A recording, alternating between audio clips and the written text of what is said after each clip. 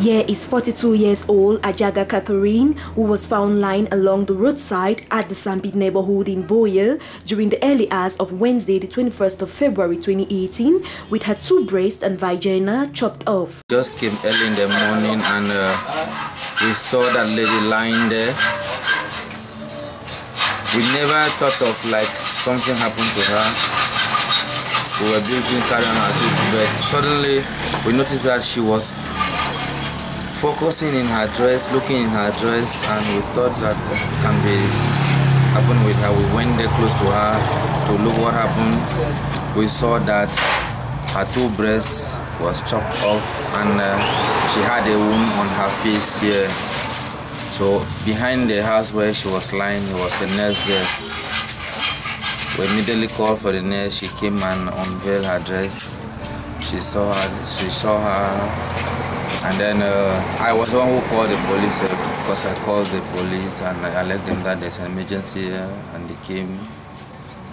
They tried to find out what happened, but nobody could give them any tangible reason or any vivid information. So the only thing they could do is to take her to the hospital. To some denizens in BUEA, they attribute such acts to the political atmosphere and instability ongoing in the nation, especially as the upcoming elections may push politicians to carry out ritual practices. And it was the most devastating thing I've ever seen in my entire life. There's been like a lot of rumors around and people have been saying a lot of things, and to what I've been hearing, it's all been falling on the political aspects of it all. So I really don't know what to say, but I think people are blaming it on politicians for now, yeah. From the scene, the victim, Ajaga Victorine, was taken to the BUEA Regional Hospital where she was given medical attention. Received this lady 2 days ago precisely. We were in theatre when she was brought in as an emergency. However, to our greatest surprise, we found out that certain parts of her body were missing. Both breasts were missing, and part of the vagina, they call it the labia, both labia were cut off completely, and those parts were not brought to the hospital with the patient, assuming that they were lost along the way or whosoever did that took the parts away. However, she was brought in a very critical condition, and she had bled a great deal on the scene, and while in the hospital, she was in something we call a hemorrhagic shock. With the hemorrhagic shock, it simply means that the patient has lost a lot of blood such that the circulatory system is collapsing. And so we had to step in and up the game, had to give a lot of fluids and do a lot of immediate treatment to keep her stabilized. She was taken to theatre, and we did some surgery on one of the breasts. We could be able to cover it completely, which was quite a very lovely thing.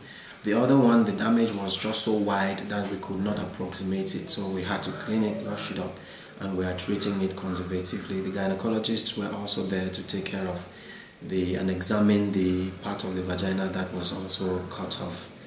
To Dennis Njo, younger brother to Ajaga Catherine, the victim. In the hospital now, the doctors they try their best, but they don't take good care for you. They don't write with some medicine them.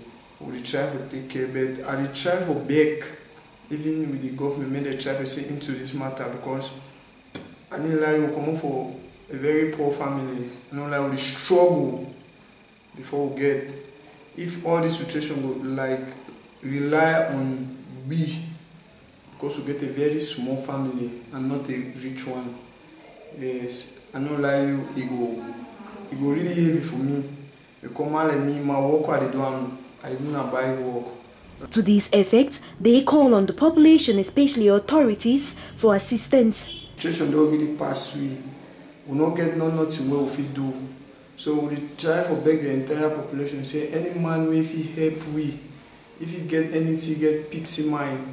Me send for we through even our for our number contact we 672 05 16 81. It should be noted that to inhabitants of BUEA, situations of this kind are very traumatizing and needs government intervention to ensure such incidents are not repeated.